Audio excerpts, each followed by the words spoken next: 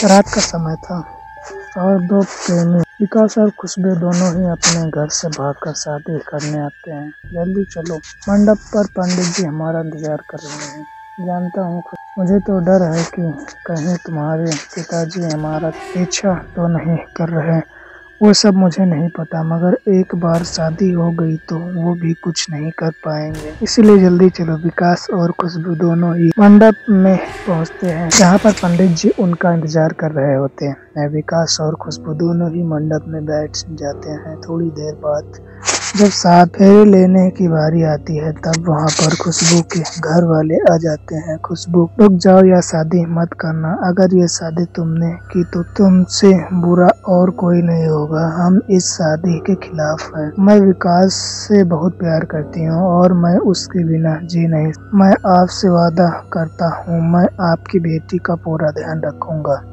तो तुम ऐसे नहीं मानोगे। खुशबू के पिता अपने पिस्तौल निकालकर विकास को गोली मार देते हैं। वह जमीन पर गिर जाता है और दम तोड़ देता है। नहीं विकास, पिताजी, ये आपने क्या किया? मैं विकास के बिना जी नहीं सकती। खुशबू अपने आप को यज्ञ की आग से जलाकर मार देती है। थोड़ी ही देर बाद वहाँ पुलिस भी आ जाती है। विकास और खुशबू की लाश भी वहीं पड़ी होती है। खुशबू के अंदर उसके माता पिता के लिए बहुत गुस्सा भरा होता है। अचानक से खुशबू की जली हुई लाश अपनी आंखें खोलती है।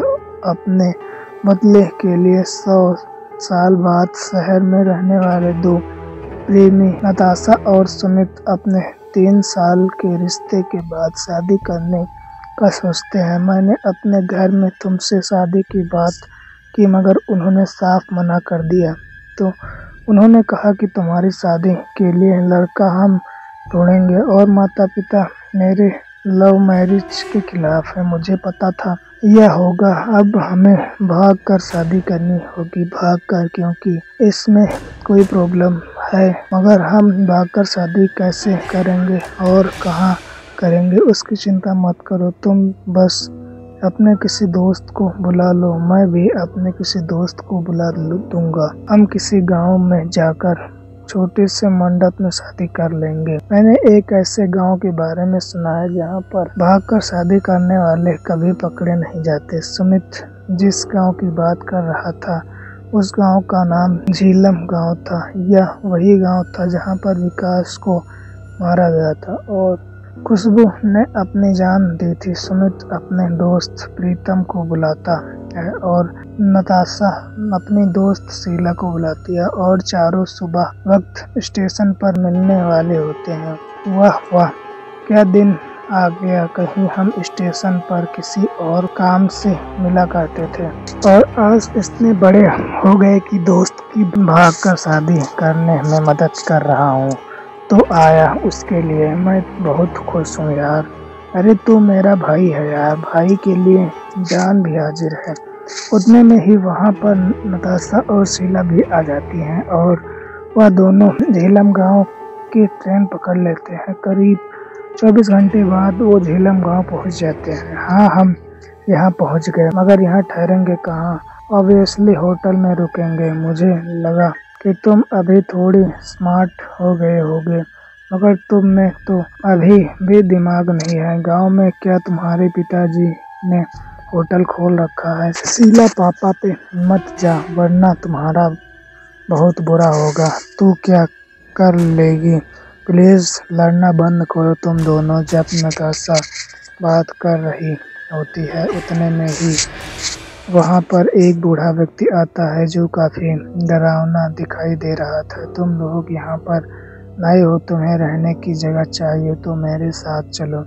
मुझे नहीं लगता कि हमें इसके पीछे जाना चाहिए। मुझे तो डर लग रहा है। हमारे पास कोई और चारा नहीं है। हम कहीं और रहने की जगह मिलेगी भी या नहीं, वह भी पता नहीं। हाँ, तुम सही कह रहे हो सुमित ने। प्रीतम तो हर चीज से डरता है। तुम अपना मुंह बंद रखो। सुशील, सब लोग उस बूढ़े के पीछे चल देते हैं। बूढ़ा व्यक्ति सबको एक अच्छे घर में लेकर जाता है, जहाँ पर एक बूढ़ी औरत और एक बच्चा भी होते हैं। ओ बच्चों, तुम लोगों को भूख लगी होगी ना, बैठ जाओ, मैं तुम्हारे लिए खाना परोसती हूँ। तभी वहाँ पर उनसे एक बच्चा कहता है, मत खाना खाना, ये खाना मत खाना बच्ची। के कहने के बाद भी वो लोग खाना शुरू कर देते हैं। तभी सुमित उनसे कहता है, आप दोनों का खाना खिलाने के लिए शुक्रिया। यहाँ कोई मंदिर या कोर्ट है जहाँ पर हम दोनों शादी कर सकें? हाँ, इस गांव में एक मंडप है जहाँ कई सारे बाहर के लोग आकर शादी करते हैं। वहीं पर पंडित भी बैठा होता है जो लोगों की शादी करवाता है। तो बहुत अच्छी बात है, चलो तुम दोनों आज ही जाकर शादी कर लो, क्योंकि मुझे यहाँ कुछ अच्छा नहीं लग रहा। शादी कर लो, फिर हम यहाँ से चलते हैं। तुम्हें उस मंडप तक लेकर चलता हूँ, चलो। चारों लोग बूढ़े के पीछे हो लेते हैं और वो बूढ़ा व्यक्ति उन्हें उस मंडप पर लेकर जाता है जहाँ विकास और खुशबू की मौत हुई थी। यहाँ पर कई सारे लोग शादी करने आते हैं और जो कोई यहाँ शादी करते हैं वह हमेशा खुश रहते हैं। तुम दोनों भी यहाँ पर शादी कर लो। हाँ, आज हम दोनों यहीं शादी करके एक हो जाएंगे। जो भी करना है जल्दी करो, मुझे यह मंडप कुछ ठीक नहीं लग रहा। तुम तो काफी डरपोक हो प्रीत, मुझे तो विश्वास ही नहीं होता कि कोई इंसान इतना डर सकता है। तुम दोनों फिर से झगड़ना शुरू मत करना यार, खुशी का माहौल है। तुम दोनों को हमारा दोस्त होने के नतीजे हमारे लिए खुश होना चाहिए। वह मंडप पे एक पंडित बैठे होते हैं जो भारी आवाज में कहते हैं, आओ बैठो, मुझे और भी शादी करनी है। तुम दोनों ही नहीं हो जो यहाँ पर शादी करने आते हो। सुमित और नताशा दोनों मंडप पर बैठ जाते हैं और पंडित उनकी शादी करना शुरू कर देते हैं। प्रीत और शीला दोनों ही उन पर फूल फेंकते हैं। अचानक पंडित का चेहरा खून से रंग जाता है। पंडित जी, आपको क्या हो गया? आपके कपड़े और चेहरे पर खून क्यों लगा है? सुमित, मुझे कुछ ठीक नहीं लग रहा। शीला, तुम्हें कपड़ों पर भी खून लगा हुआ है। प्रीतम, तुम्हारे कपड़ों पर भी खून लगा हुआ है।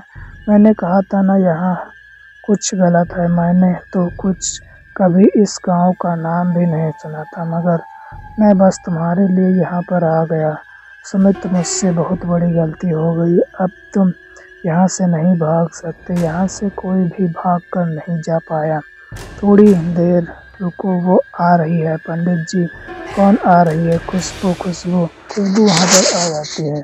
जब मेरी शादी नहीं हुई तो मैं किसी की नहीं होने दूंगी, मगर तुम चिंता मत करो। तुम दोनों हमेशा इस गांव में एक साथ रहोगे, उसी तरह जिस तरह से वह बूढ़ा और बूढ़ी एक दूसरे के साथ रह रहे हैं, जिनके घर में तुमने खाना खाया। भागो भागो, चारों अपनी जान बचाकर भागने लगते हैं। प्रीतम और शीला एक साथ दूसरी तरफ भागते हैं और सुमित और नताशा दूसरी तरफ। प्रीतम और शीला डर के मारे रोड की तरफ भागते हैं। मैंने कहा था यहाँ पर कुछ गड़बड़ है, मगर तुमने मेरी बात नहीं मानी। मुझे माफ कर दो प्रीतम, मगर हमें भागना होगा। कैसे भी करके इस गांव से दूर जाना होगा। उतने में ही उन्हें एक पुलिस की कार दिखाई देती है। देखो, पुलिस की गाड़ी, और उसमें कोई बैठा है। चलो उनसे मदद मांगते हैं। अरे बच्चों, कहाँ भागे जा रहे हो?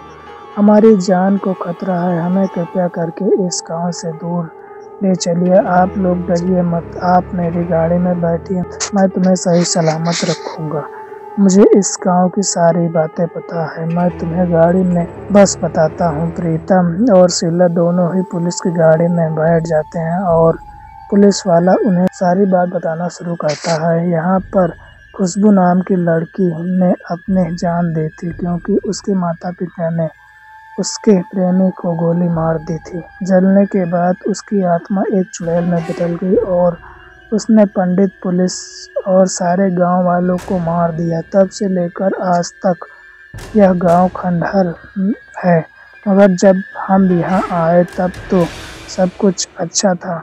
वह सब चला हुआ था। यहाँ कोई ट्रेन भी नहीं रुकती, बस यह लोग अपना रास्ता यहाँ तक ढूंढ लेते हैं जो भागकर शादी करना चाहते हैं। यहाँ पर कोई इंसान जिंदा है ही नहीं तो हम इस गांव के बाहर कैसे निकलेंगे। बाहर यहाँ जो आता है कभी बाहर जिंदा निकल कर नहीं जाता, बल्कि हमेशा के लिए हमारी दुनिया में फंस जाता है। पुलिस का चेहरा भी बदल जाता है और पुलिस उन्हें फिर से मंडप में लेकर जाती है। और जैसे ही प्रीतम और शीला वहाँ पहुँचते हैं, आओ मैं तुम्हारा इंतजार कर रही थी, मुझे मत मारो प्लीज़, मुझे मत मारो, बहुत बड़ी गलती हो गई, हमने कुछ नहीं किया, प्लीज़ हमें जाने दो, डरो मत, तुम मेरे मंडप में हो, लोगों को यहीं से अपने दुनिया में ले जाती हूँ और वह बहुत खुश रहते हैं क्योंकि मैं सही कह रही हूँ ना। माँ पापा खुशबू के माता पिता बिना हाथ और कान के पीछे होते हैं और जवाब देते हैं, हाँ बेटा तुम सही कह रही हो। खुशबू प्रीतम और शीला दोनों को मार देती है और उन चारों का कभी कहीं नहीं पता चलता।